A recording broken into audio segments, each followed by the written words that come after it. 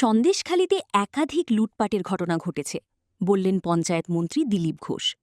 এই ঘটনার পেছনে কারা জড়িত তা খতিয়ে দেখে দ্রুত কড়া ব্যবস্থার দাবি জানিয়েছেন তিনি।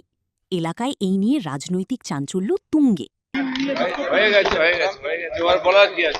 গ্রেপ্তার তো শুরু, দেখুন না, সিরিজ চলবে, জেলে জায়গা হবে, নতুন জেল বানাচ্ছি আমরা। সন্দেশখালীতে একাধিক জায়গায় এসটিএফের রেড হয়েছে, সেখানে পুকুর মাটি থেকে অস্ত্র উদ্ধার হয়েছে। শুধু সন্দেশখালী নয়, সারা পশ্চিমবাংলা লুট হয়েছে। একদিন ভয়ে লোকে কমপ্লেন করতে পারছে না, কমপ্লেন হবে, পুলিশ তার উপরে অ্যাক্টিভ হবে, কাজ করবে।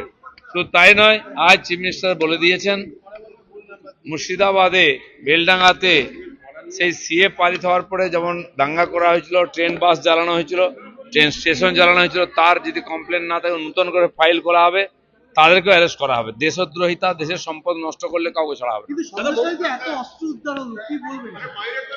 অস্ত্র তো আরো পাওয়া যাবে, চিন্তা নেই, সব অস্ত্র উদ্ধার হবে আর সবাই ভেতরে যাবে। কলকাতা থেকে শান্তনু ব্যানার্জির রিপোর্ট, চেতনা বার্তা, জেগে থাকে, জাগিয়ে রাখে।